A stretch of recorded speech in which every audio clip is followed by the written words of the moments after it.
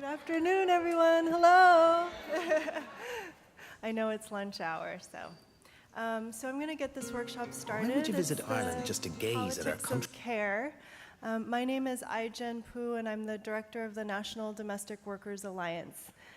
We are an alliance of 35 local organizations representing nannies, housekeepers, and caregivers for the elderly in 19 cities and 11 states around the country. And I want to actually start out by sharing a care story. And I'm going to actually ask all of you, after I share my care story, to pick a buddy that you've never met before in the room and humor me by actually sharing a story or two with that person. We have just launched this campaign called Caring Across Generations. And this campaign is attempting to create 2 million new jobs in home care, improved job quality so that the jobs that we create and the jobs that currently exist to take care of the aging and people with disabilities in this country are quality, dignified jobs, and affordability mechanisms to ensure that every single person in this country who needs care and support services can get it, and can get that care, quality care to help people live with dignity and respect in their homes and independently for as long as possible. So it's a win-win solution to the jobs crisis, to the care crisis, and to a number of other challenges that we face as a nation, particularly as we change demographically, as communities of color grow, and we also age as a nation. So Caring Across Generations is a new national campaign that I'm going to be focused on today. And I want to start by just sharing a personal story, which is that several years ago, my grandfather had a stroke which left him paralyzed on the left side of his body. And my grandmother also had just had hip replacement surgery, so she wasn't in a position to take care of him, and she herself also needed care. So they hired a home care worker named Mrs. Lee, who came and every day helped him eat, helped him get dressed and bathe, and helped him stay at home with my grandmother and have a dignified quality of life. A couple years after Mrs. Lee first started working, he had a second stroke, and it was clear that he wasn't going to make it, and he was in the hospital for his final days. And even as that was the case, Mrs. Lee still came to the hospital every single day and helped him get dressed, comb his hair, made sure that he ate. And I believe still to this day that she helped him face this enormous transition and all of the fear and feelings that go along with that. She was the one thing that helped him feel better in that moment of transition. And so that memory and seeing them in the hospital is part of what is at the heart of this campaign for us. It's about really recognizing and accounting for the value of care in our own lives and in our families, our communities, and in the economy. Valuing care work and everything that goes into ensuring that families can live in a healthy and dignified way across generations, and really valuing and accounting for the fact that without care in the home, nothing else would be possible, right? And really restructuring our economy to be a more caring economy that has that as a value at its core. So if you wouldn't mind, I would love for you to pick a partner and just share for a couple minutes, just go one way for a minute and a half and the other way for the other minute, and share a story about someone in your life who you've taken care of or who has taken care of you, who you value. When you think about care and its importance, who do you think of? What stories come to mind? And just take a couple minutes and share for 1 second for me. In the Caring Across Generations campaign, we actually start every single meeting even if it's with the same people that we've been in millions of meetings with, we actually start every meeting with care story sharing because it really grounds what it is that we're doing and our purpose in our real experiences and reconnects us to why this is all so very important to talk about. So thanks for joining this workshop, and I think we're going to have a great conversation today. I want to start also by sharing a video with you that talks about some of the stories of everyday Americans who we're trying to bring together in this campaign to transform long-term care in this country. And it's available on our website if you ever want to go back and see it again. My name's Kimmy Lee, and I live in Oakland, California. I was living in Los Angeles, and I was pregnant with this one here. And I had the baby, and my mom came down to visit. And after about 2 days of visiting, I had a stroke. She did have health care. She had coverage. She was still under the COBRA from her previous employer that she had worked for 25 years, right? And she was a union member and everything. I think it was about $450,000 worth of bills that they were trying to get from my parents. And it was only because my sister was able to navigate that for a year, like fighting with them. If my parents didn't have my sister or I helping, they would have lost their house, they would have lost everything from this incident.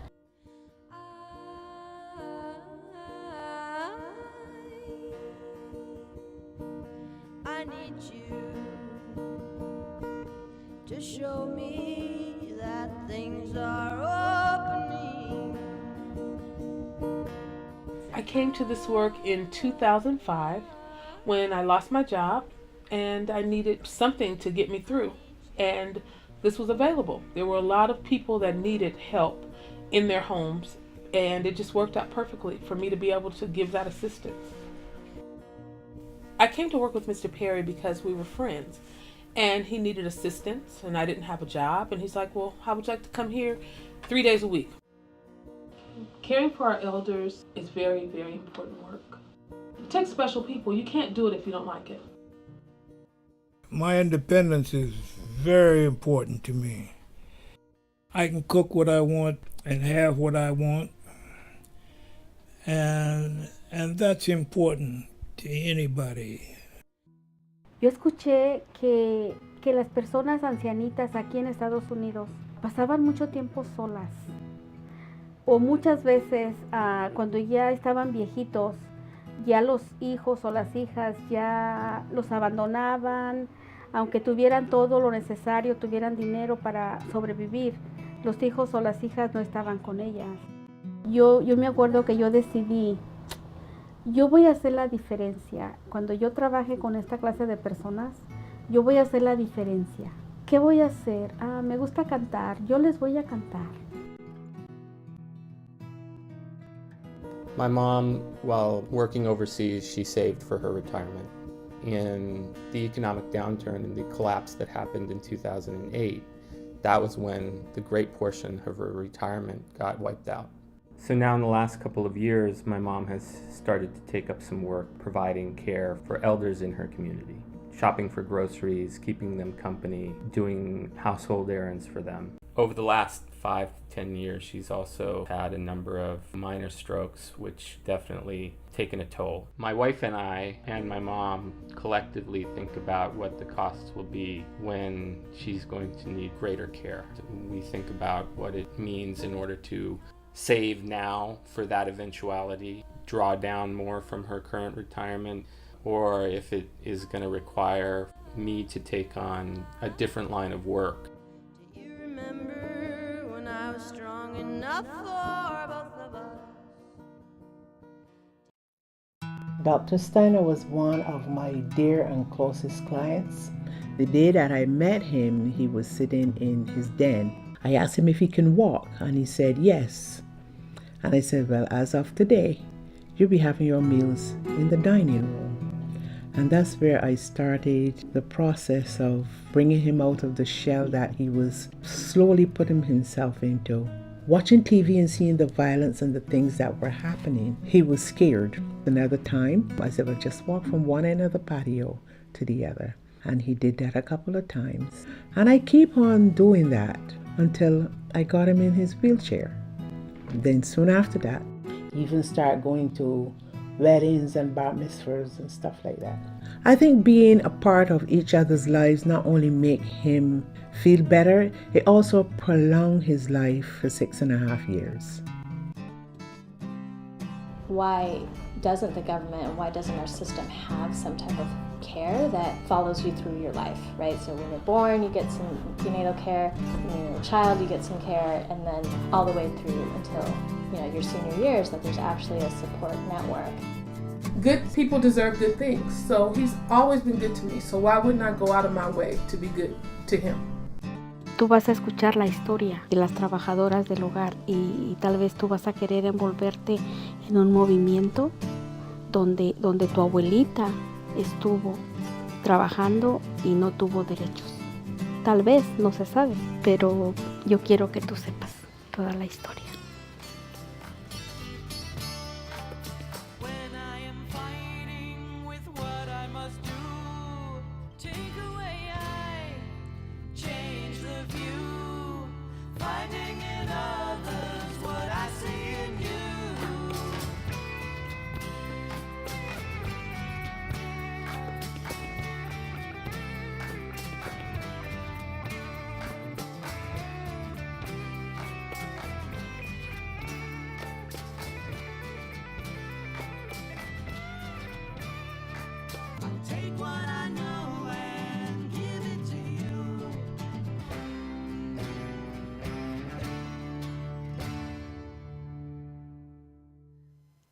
So, carrying across generations. We started our National Domestic Workers Alliance in 2007. And one of the first things we set up was a national training institute so that our different organizations could share training curriculum with one another. And one of the first kinds of training that our members started asking for a lot was training in elder care. And even workers who were originally hired as nannies or housekeepers were suddenly being called upon to take care of the aging relatives of their employers. Aunt Joan with Alzheimer's, or grandma who's moved in with the family, and they didn't feel equipped to do this work. So we thought this is such an interesting pattern that's happening, and that it's a pattern that just seems to be growing.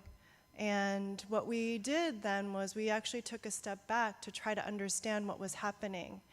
And what we realized was that domestic workers are standing at the crossroads of a tremendous demographic shift in this country, where on the one hand, their communities are growing, immigrant communities and communities of color are growing. And a lot of people talk about the fact that by 2040, we will become a majority people of color country, a majority minority nation, on the one hand. And on the other hand, we are aging, and our age demographic is changing. Last year was the first year of what they call the age wave, where every 8 seconds, an American turns 65. That's 10,000 people per day, 4 million people per year turning 65 in America. And people are living longer because of advances in medicine and technology. And so what you're going to see is unprecedented numbers of older adults in America and unprecedented need for care in this country, long-term care and support services to ensure that our aging population can age and live with dignity.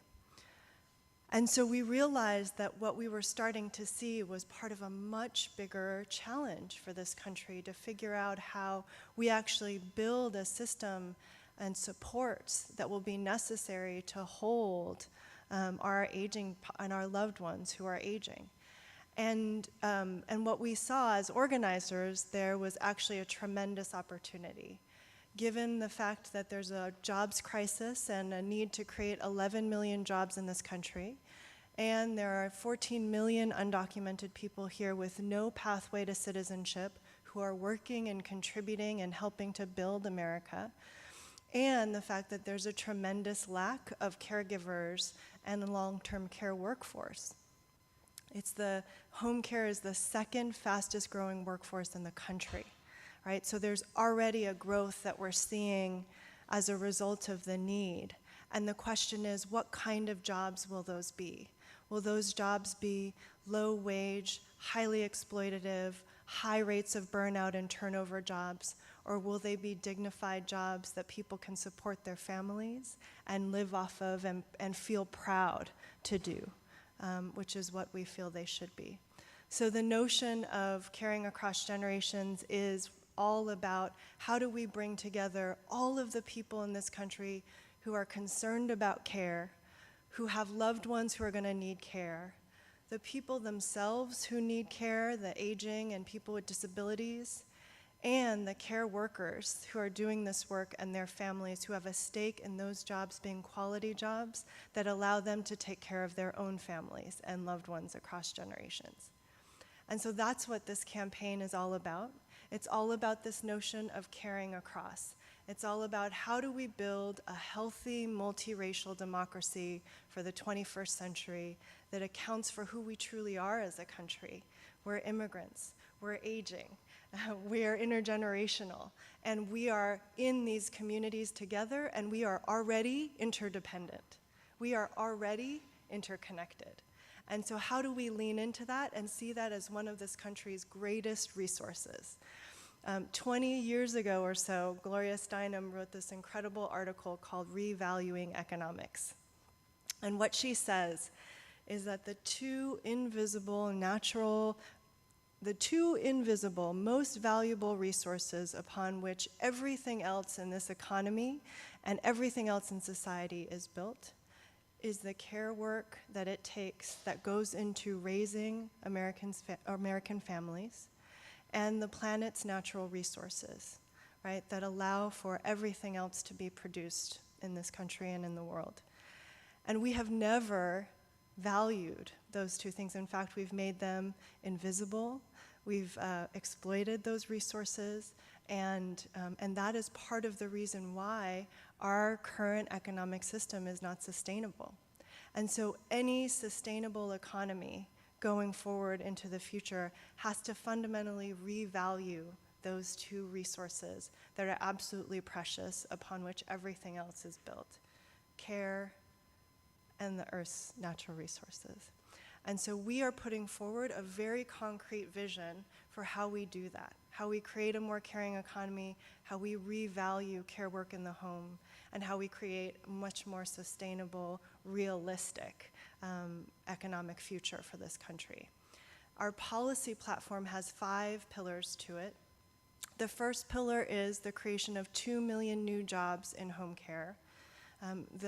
The studies have already shown that people prefer to age at home and live independently in their homes and communities, so home care is the fastest growing long-term care sector. And so we want to lean in and say, how do we create more jobs there to make sure that we can actually meet the need of the future?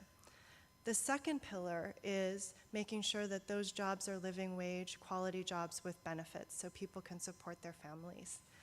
The third pillar is training, making sure that the workforce is actually prepared to do the work and to do it safely, both for themselves and for the people that they're supporting. Fourth is a pathway to citizenship for undocumented care workers. We believe that people who are here doing this work should have access to training and pathways to career advancement and full citizenship doing this work. And finally, the fifth pillar is support for families around affordability. We believe that people who are paying for care should receive tax credits for that care, that Medicare should pay for long-term care, that much more resources should go into supporting people to be able to afford care, especially if we're going to be paying living wages for care workers, right? And all of those things offer a very concrete, very doable, if there was the political will to do it, very doable set of solutions that both meet the needs of all of us who are going to need care and of the care workforce. And so people are starting to come together around this vision all over the country. This year is a crucial year because it's an election year. We're building care councils and care congresses in cities around the country.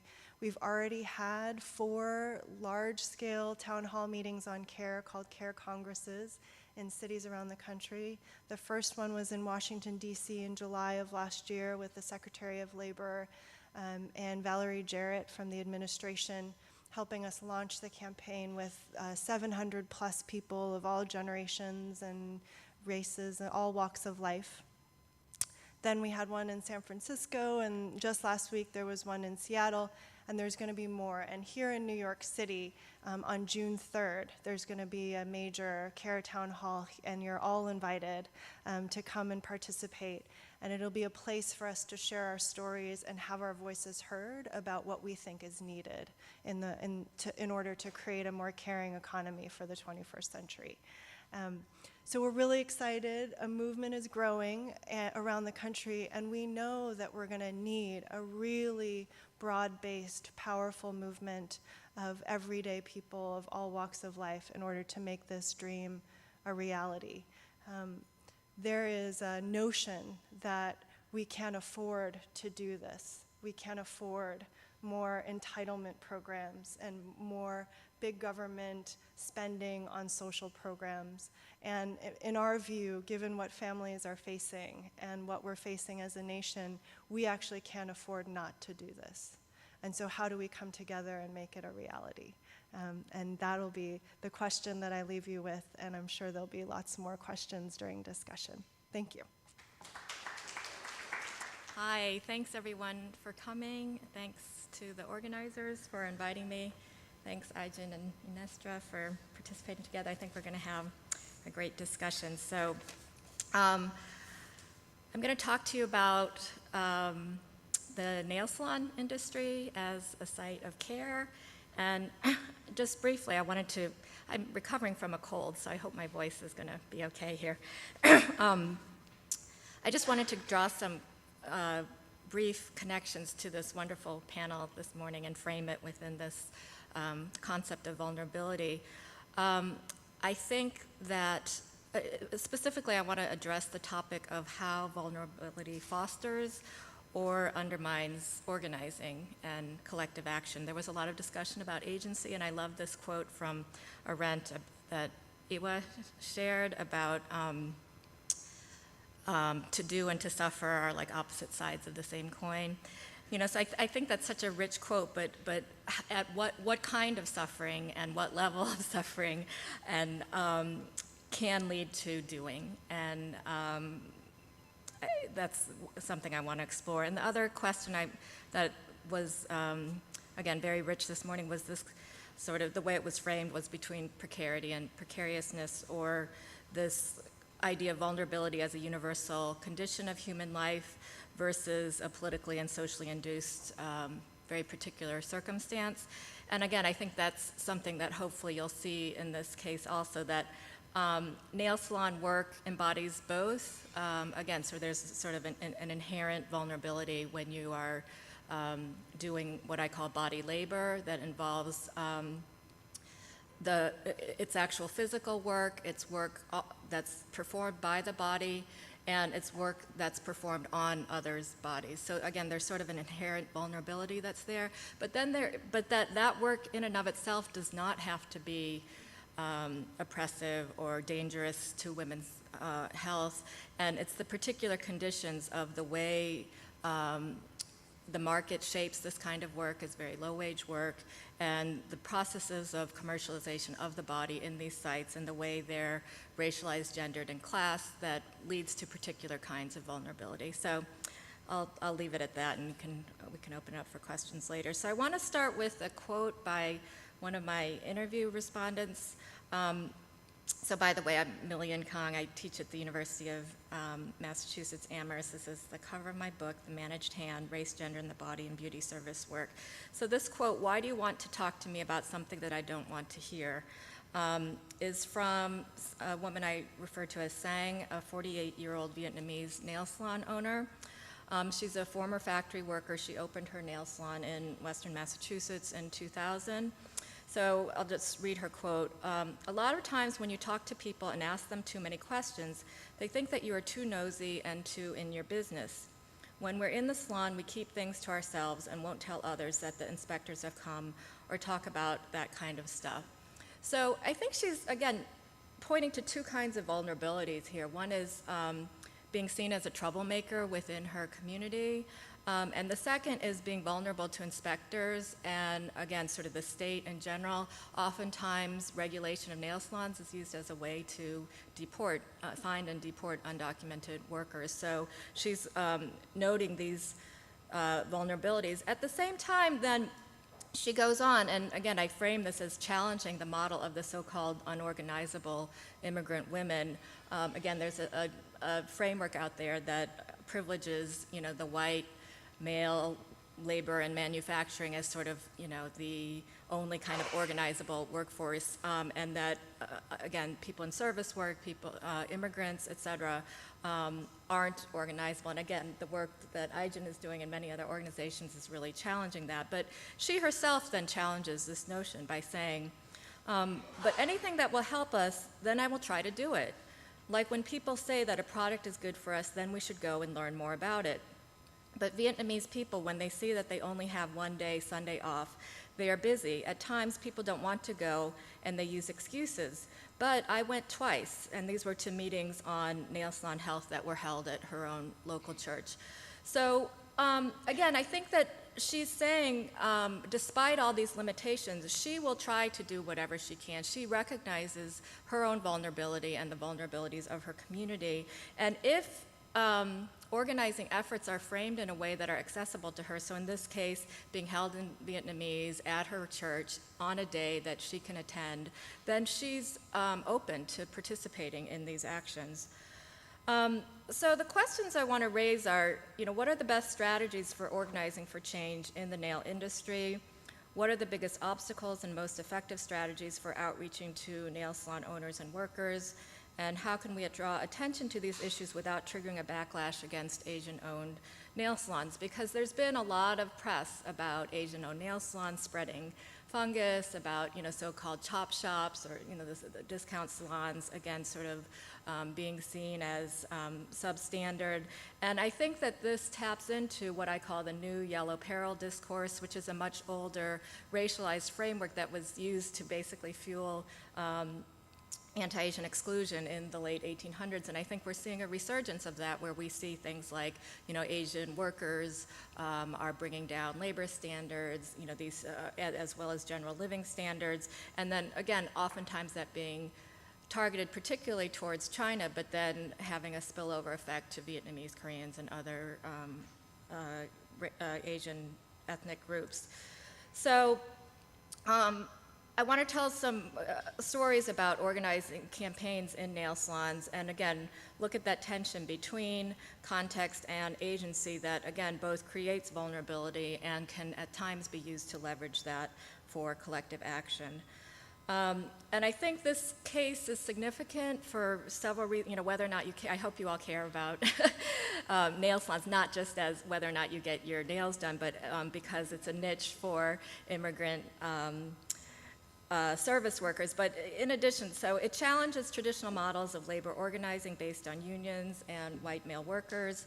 It highlights the importance of community-based intersectional models which are attentive to issues of gender, race, class, and citizenship, and it demonstrates the importance of green organizing that focuses on issues of toxic exposures and occupational health. So one of the most effective organizing strategies has been to focus on chemical exposures, and I think that this is a strategy that is going to become increasingly important, that many people are willing to join an organizing campaign when they realize how dangerous their workplace is because of the level of toxic exposures.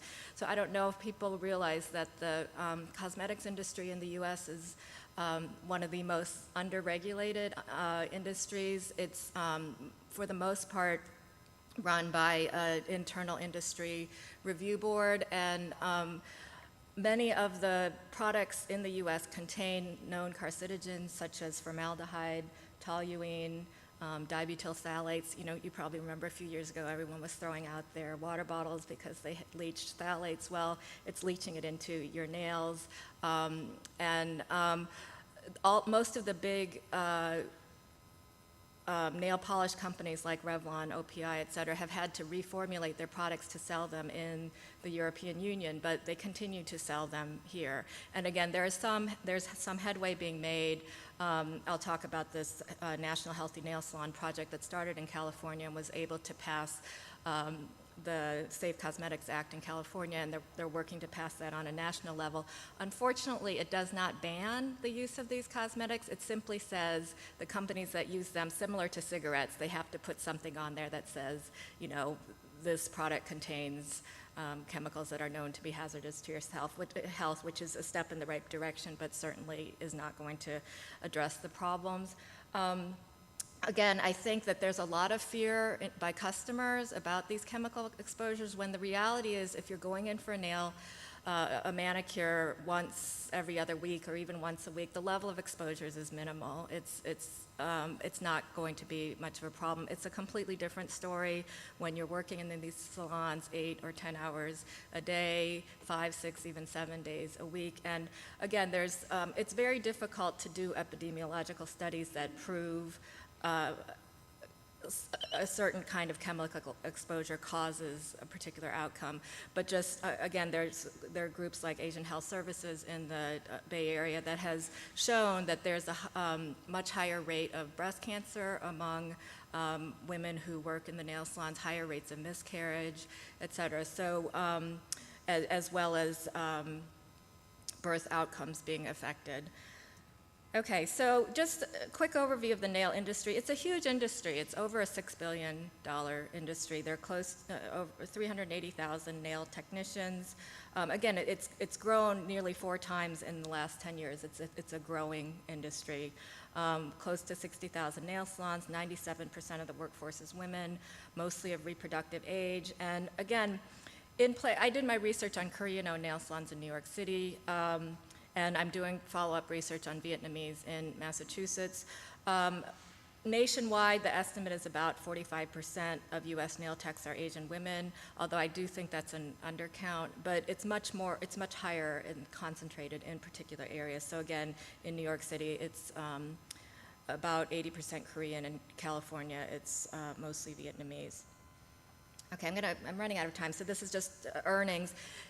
This can be a very good job or a very bad job, depending on the kind of salon that you work at, whether you're just doing pedicures or whether you're doing these high-end silk, linen wraps, et cetera. All right, so this is a quote from a woman I call Julie Suh, who's a manicurist,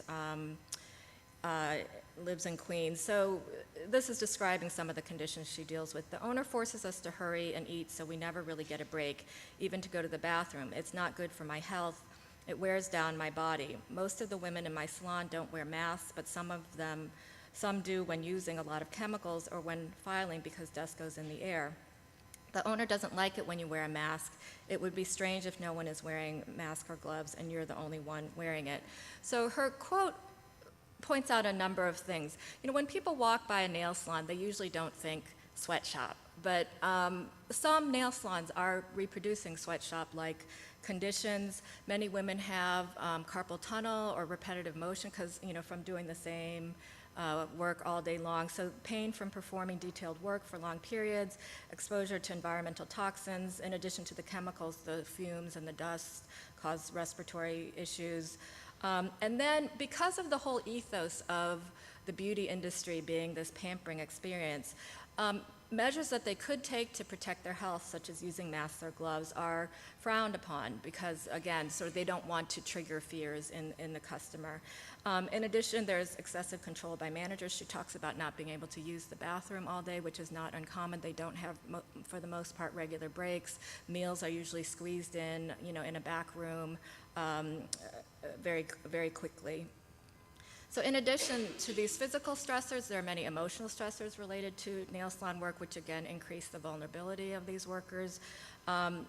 whenever bodily contact is involved, people have strong feelings about that. So if you're getting a manicure and you get a fungus or you bleed, again, sort of it heightens the stakes of the customer service interaction. In addition, the expectation to engage in conversation. Again, Arlie Hochschild's work on emotional labor, you may or may not be familiar with, but she talks about, again, so how much emotion work is expected in service industries and how this is invisible and how difficult it actually is to do this. Again, her study was on flight attendants and how flight attendants are doing a lot more than just, giving you your drink and your pretzels. They're trying to make you feel safe on the flight. And this is really difficult work to do. On top of that, if you don't speak English and you're unfamiliar with the culture, that again sort of heightens the stress of that kind of work. And finally, negotiating customer relations can involve direct derogatory and humiliating exchanges. I have customers telling me that, people will say, ask questions like, is it true that they eat dogs in Korea? Or, just talking about them in front of them. Again, there's a lot of concern by customers that the workers talk about them. In fact, it's usually reversed, that the customers will just openly talk about the workers right in front of them. So again, this just adds a level of stretch. I'm just going to go quickly through these pictures. I did research at 3 types of salons. Nail spas, I'll just go through these quickly. So, and each of them, in my book, I sort of use them to challenge a particular racial framework. So in this case, it's the model minority. So again, challenging this idea that this work provides upward mobility. All the children of these manicurists are going to Barnard or other, Ivy League schools. These spas require, again, a particular kind of body labor, which I call pampering. It involves a lot of capital investment. Each one of these spa chairs costs several $1,000s. And there's, again, sort of a particular kind of deference that's expected. The second kind I look at is nail art salons, and I use these to challenge the idea of Asian-Black conflict. In reality, there's a lot of collegiality, even solidarity that emerges in these salons that runs counter to this discourse of somehow entrenched conflict between Asians and Blacks. However, when there are conflicts, they do quickly become racialized, and I would hear comments like, go back to Chinatown, why don't you speak English, et cetera. In addition to the salons in these areas have provided a lot of innovation that, again, doing hand painting, airbrush designs that are much more desired by their clients and fit their aesthetic. And then the final is what I call discount nail salons. I don't know if you can see this sign here, manicure and pedicure, 1999. These salons, again, have a particular set of issues. It's the McDonald's of the nail salon industry, in and out. They perform what I call routinized body labor, which is, again, sort of cheap, fast manicures. They're changing dynamics in the industry. There's an influx of Latina immigrants, particularly doing the more menial work, such as pedicures and cleaning.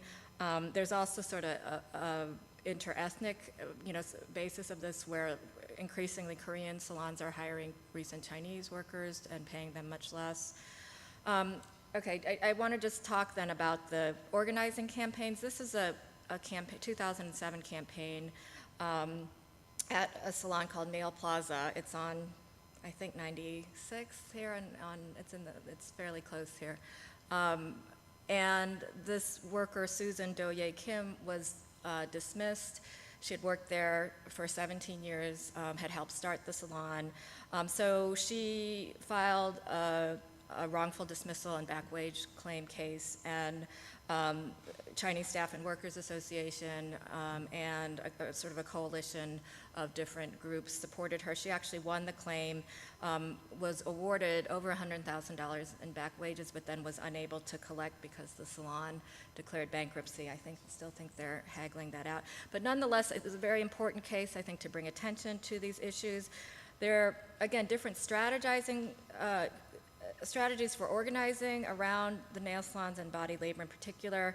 The first focusing on occupational safety and public health approaches that target the salons themselves. And again, I in no way mean to deny that there are problems at the salon level, and those need to be addressed. At the same time, they can't be solved at that level. You know, even if you're providing ventilation and breaks, et cetera, if the products themselves are toxic, you're going to get a toxic manicure. So the second approach focuses on regulation of manufacturers' use of toxic chemicals, and the last is labor rights organizing, focusing on owner-worker relations, wages, and working conditions.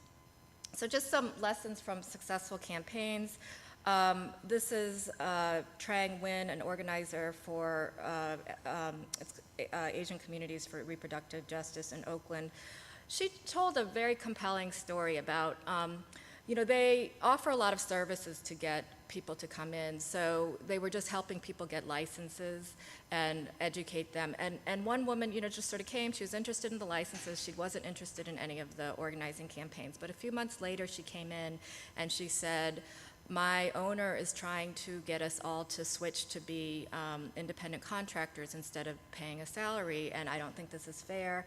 So she actually then organized the women in her salon, and they ended up actually moving, en masse to another salon. So I think that, and the story that Trang told was this issue of independent contractors actually wasn't at the forefront of what the activists thought was the issue that needed to be addressed, but it was the workers themselves who said this is increasingly what's happening at salons. So they're the ones who, again, recognize their vulnerability based on moving from salary to independent contractor status, and then that leveraged them to engage in collective action around it. So just to sum up then, challenges of organizing involve historical and political dynamics. Both Vietnamese and Korean communities are very strongly anti-communist, and they are very suspicious of any kind of organizing, fear of government authorities, and just a general pessimism regarding the efficacy of collective action. At the same time, there are many lessons to be drawn here, that campaigns are most successful that are based on sustained community partnerships. I mentioned, for example, Asian Health Services has been in the Bay Area for, I think, 20 years, as opposed to just sending organizers in. They worked through organizations that have a lot of trust and respect in the community, using bilingual organizers, centering the knowledge and experience of workers, and recognizing the caregiving responsibilities and relationships of the workers outside of the salon, so being attentive to providing childcare and, again, just understanding the limitations that the women had given their other responsibilities. So I have more to add about vulnerability. I'll leave it at that, and we can save those for the Q&A. I'm going to start with some visuals from a kind of, I think, very important political action that is ongoing by people with disabilities in Bolivia. And I'm going to ask if any of you have heard about this. It's ongoing right now. It's a huge demonstration. It looks like we've got one nod. Can anybody stick up their hand that has actually heard about this? It looked like we have one person who has.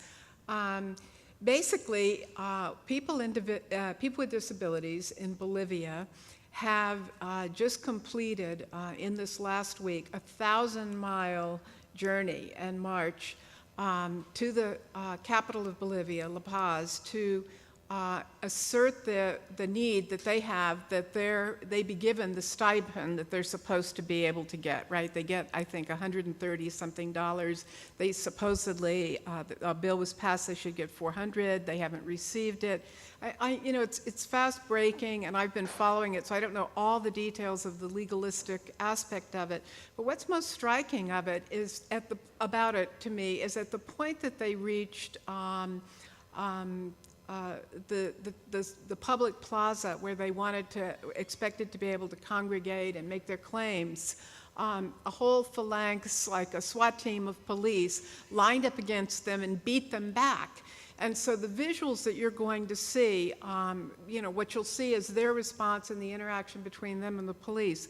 But what they're actually reacting to and what the issue is in that moment of confrontation is the fact that they're not being permitted into the public space. They are being systematically shut out, and that this is a public gathering place and they're not allowed to go in.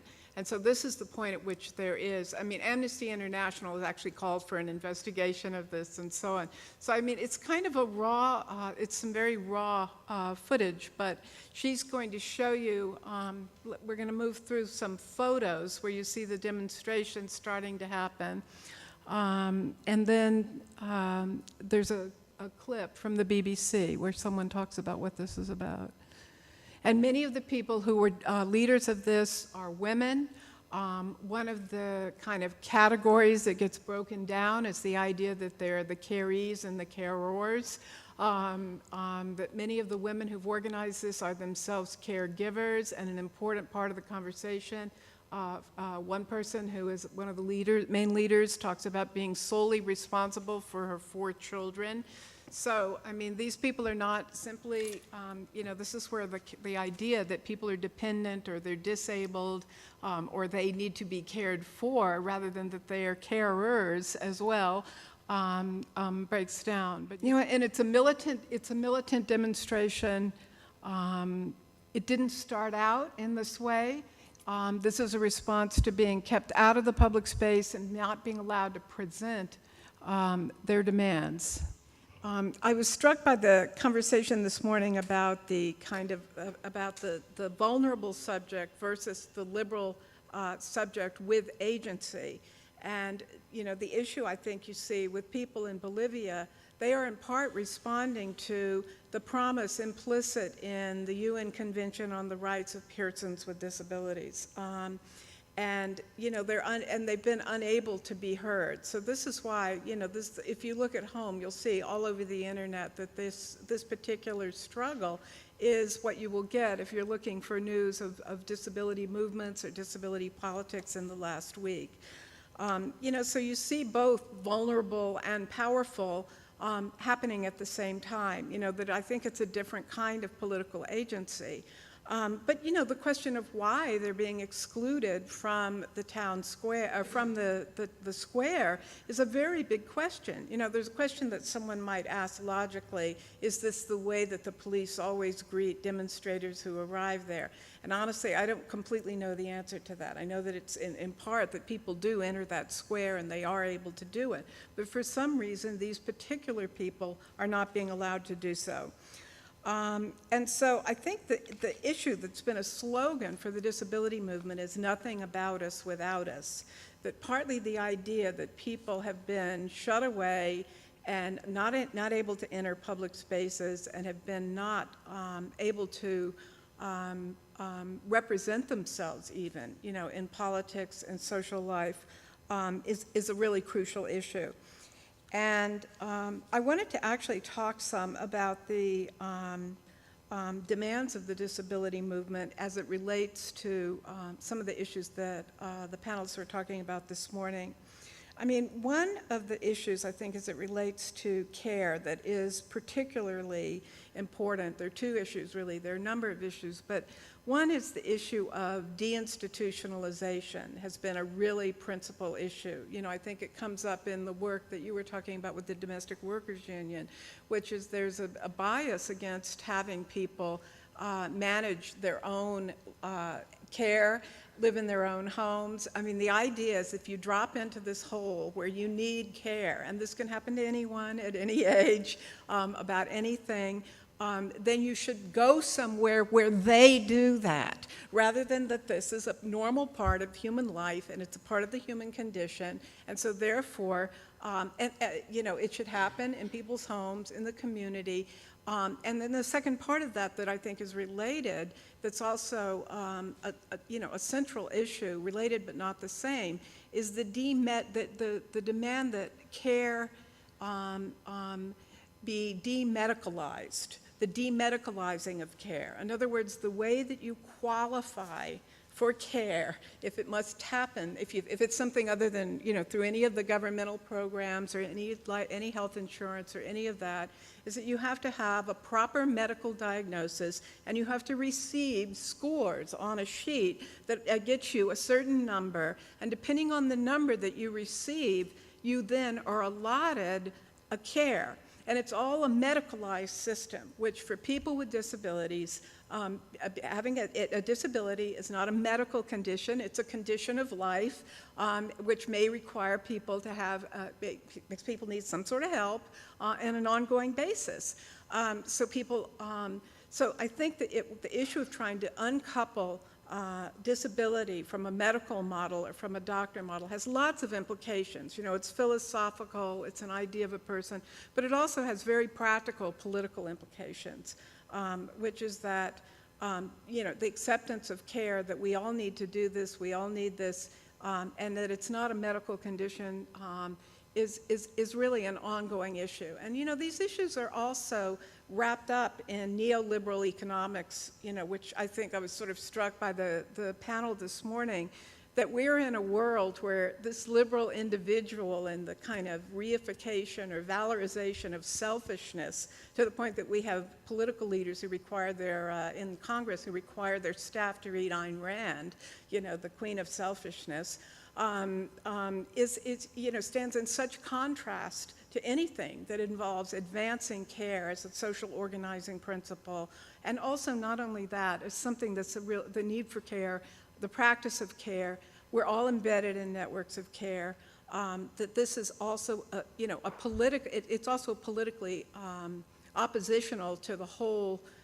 Not just the liberal ideal subject, but the whole neoliberal economic system that we live in. And you see that for people with disabilities, this issue of nursing home care versus being able to be in the community, in your own home, have control, and have some agency in your own, have agency in your own life, and that it's a normal state of being, is up against the juggernaut of the nursing home industry. You know, it's not simply, you know, a belief system. These are institutions that have huge lobbying interests and that are actually opposing legislation that would allow people to have long-term care at home, or linking that to Medicare. Also, you can do the math a little bit. You know, this would result in Medicare being, you know, being more expensive, and so we have the myth that we can't afford these things, which is simply not true. I mean, if we cut back the military and taxed, you know, the very wealthy, you know, you could go a long way toward everything we need to do. So I think in some way, you know, it's interesting to see that people with disabilities and people and the kind of care workers that you're talking about have a natural political alliance, or should have at least. And so that's sort of some of what I wanted to talk about. And then I think this issue of vulnerability, you know, and of the question that, you know, I was asking myself, why won't they let them in? You know, what is this about? You know, it's in some ways we live in a situation where neoliberal economics and the whole sort of system that we're in, and the various kind of crises that people were mentioning, which have included the crises that rendered people insecure, that included 9/11, you know, our whole economic collapse, the various extreme weather from nature, make people feel additionally more and more vulnerable. So the question of how the acceptance of vulnerability and what to do with this vulnerability becomes part of the political conversation. And I think that's a place where feminists have a really crucial role to play. And, you know, there's also the fact that, I think I'm running out of time, right? I'm getting the vibe here. Yeah, okay. It's hard to talk about this because there's so much to talk about.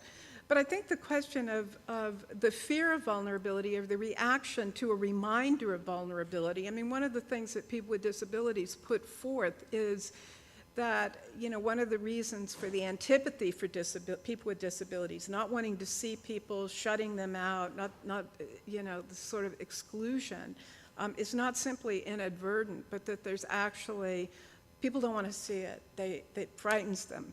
It reminds them of their own vulnerability. So I think the affect question has been that Marianne was raising, has been a very big question. You know, when your very existence in some way, you can't avoid reminding people of their own vulnerability, their need for care, their lack of autonomy and security strictly as an individual.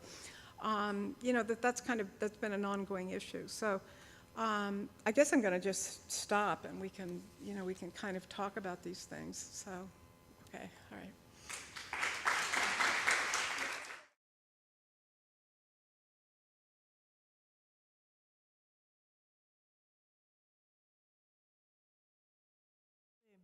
I agree with that, and I think a large part of our campaign, Caring Across Generations, is actually having a conversation in our communities about the value of intergenerational relationships. There's so much value and richness in connecting across generations and sharing experiences and sharing perspectives, and I think a lot of that gets lost these days when we're separated. And I think that there's lots of projects that are happening with young people in high schools, especially during summer breaks, where we're actually asking classes and students and summer internship programs to go and take oral histories of people in their communities who are older, to have those stories documented, but also to start making those connections in all different communities around the country as part of this campaign. So that value of taking care of each other inside of our communities, at home, across generations, is a thing that we're trying to promote and really make core to this campaign and how we organize around it. Absolutely. In regards to the Caring Across Generations, I want to ask you why care within the home is conceptualized as the most dignified way in which to live, and perhaps is not the most expedient way, or the best use of resources. And I guess this is tied in a similar way. I wanted to ask how you would conceptualize service work as care, and what is needed and essential, and is that care versus someone giving you a manicure, which maybe seems not care to me, I guess. I mean, even though I understand the kind of the bodily component to doing stuff to other people. So yeah, whatever you guys want to say about that. Thank you. I think there are two issues that you're really raising when you ask the so-called care in the home, as you're putting it, question. Would it be more efficient? I mean, this is one kind of question, leaving aside morality, dignity, humanity, and how the person feels about their life. I mean, even leaving that aside, which shouldn't be, but it's actually the case that it's cheaper, to take care of somebody, to provide somebody care in their own home than to put them in a nursing home or to institutionalize them. And the idea, I mean, nursing homes or so-called care environments are institutions. They're a form of prisons for the people who are in them. They have no control over the most basic aspects of bodily life: when they eat, what they watch on TV, what they wear, who they see, who they don't see, who they can, they have absolutely no control over any of the things that kind of make your life dignified on a daily basis. But it's also cheaper. But, I guess I covered the other point too. I mean, they're inhuman environments. People hate them. So there's a major struggle within the disability movement toward deinstitutionalization, toward actually helping people get out of these institutions and to have the kind of things they need to be able to live in their own home.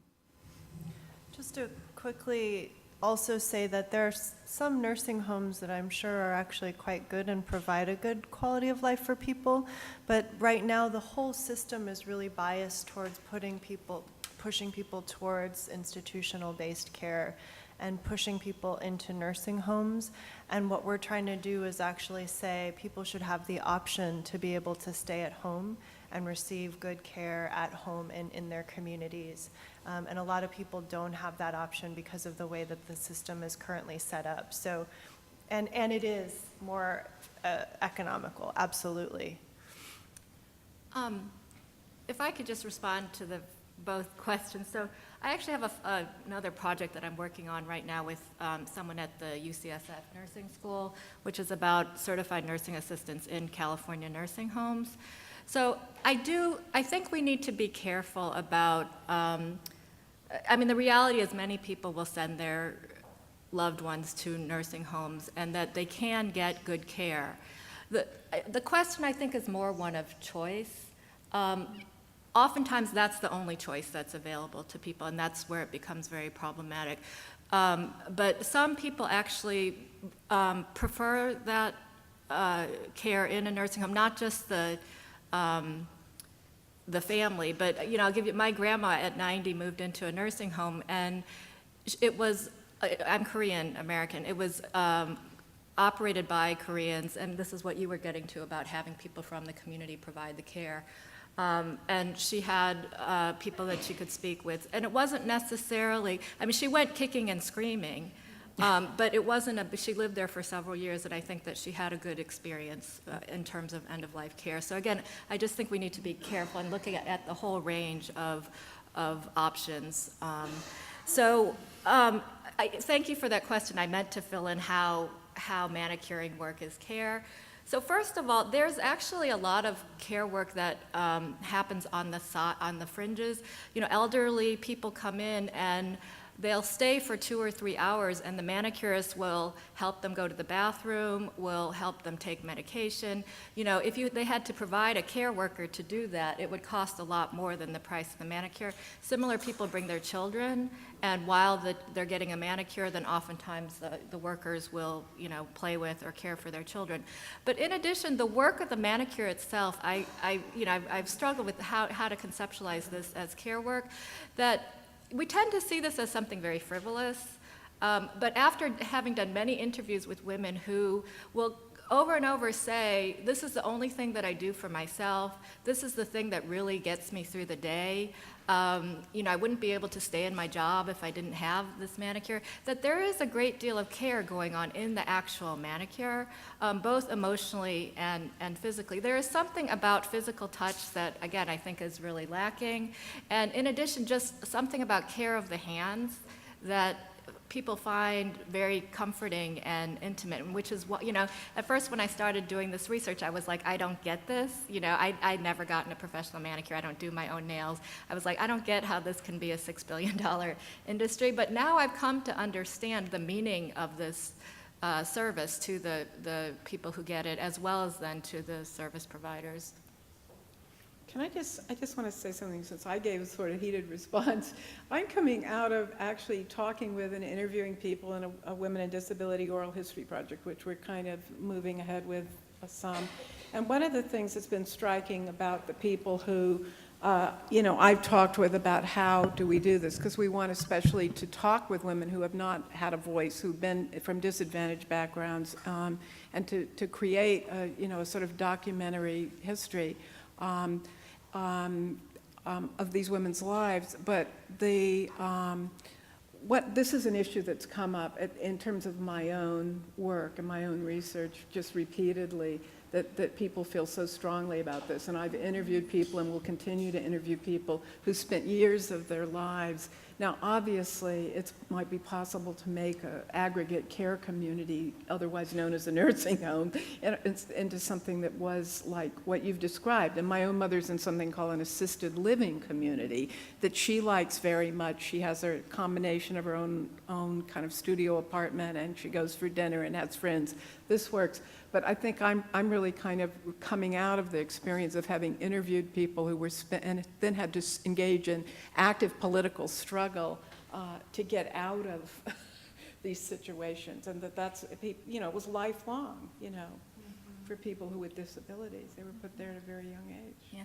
Yeah, again, it's a very complicated argument, but I do just want to add, though, because I'm focusing on the CNA workforce, which is the workforce in nursing homes, Right. Similar to home care workers, again, sort of sometimes, again, if we vilify the nursing home, sometimes then we are degrading the incredible amount of care work that actually happens in these institutions. Hi, I'm Margaret Dessau, a Barnard alum and a physician, and I wanted to address your point about the necessity to demedicalize the process for getting people approved to get the home care they need. It's something that has to be changed within the medical health insurance industry. It's something that doctors don't want to be bothered with. It's a totally bureaucratic system that's skewed so that insurance companies can once again not provide the services that people pay the premiums for. It is an outrage. They have all these processes where they deny the need while the person is like totally floundering without support. We go through appeal processes, and maybe 3 months later, it's approved. It's just an outrageous thing, and I volunteer for community health advocates in New York, and they're working on political changes, legal changes, but it's something that as individuals, there has to be more of a grassroots fight against the health insurance industry, not just the premiums, but the rights to, which will eventually be cheaper in the long run to get the home care. Mm-hmm. Well, thank you for a wonderful panel. What I was struck by listening both to interesting, very important and urgent issues and thick stories that accompany was, and to the questions, was this kind of difficulty of how to keep care connected to labor and work, and whether the care, I mean, you've done an excellent job doing that, but care in itself kind of lends to this separation from productive work and paid work and difficulty of unionizing and so forth. And the alternative that was promised, service work, I'm not sure that gets at the core of the issue either. So it's still a kind of a challenge to bring those two together. But the other thing that struck me very much was this relationship between double whammy, so to speak, institutionalization on the one hand and privatization, on both recipient and giver end. Whether my utopian community would be that I will get old with all my friends and we'll be in a kind of commune reading and discussing on, sitting, lying, whatever, arguing old questions and so forth. And I don't want to be just in my home. I don't want to be, so it's an interesting problem. Well, I think the issue is, again, as you said, institutionalization versus privatization versus commercialization versus market-driven forces. And again, the study that I'm working on, we're looking at state-run versus private nursing homes, and there are real differences. And again, many people are, again, the state-run ones tend to be more generic, more, less like nice wallpaper kind of things. But there are many people who are dying to get into those institutions because, again, having gone through this, when you're, the elder is leaving the oven on and falling, sometimes there really isn't a choice, even though that's not what they want. So issues of funding, where the money comes from, is it coming from mostly from the family that's paying for it, or is it being subsidized by the state? If it's subsidized by the state, then the workers get better pay, the care is on the one hand standardized, which can lead to, again, sort of cold or generic care on the one hand, but also leads to some kinds of standards of care. So again, I think the issue is not just whether it's institutionalized or not, but who is paying for it. Yeah, I think from the point of view, also another issue that's been brought up by people with disabilities as to how the care system, so-called, could work better or should work, that the care follows the person.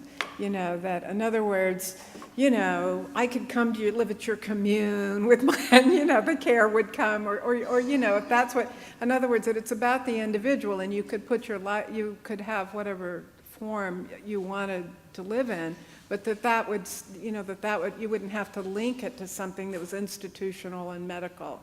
And I think what Martha Feynman would say that she would agree with what the woman said there. But I mean, I'm compelled by her willingness to really invoke, actually a stronger state. I mean, you can't help but feel the echoes of the anti-communism, that it so pervades, every America, even when you think that's not what it is. But the kind of antipathy to the state, but the idea that I think what she's trying to do is something persuasive. Just real quick in closing, I would argue that while these issues are not new issues, we've been talking about them, especially within the women's movement and among feminists forever.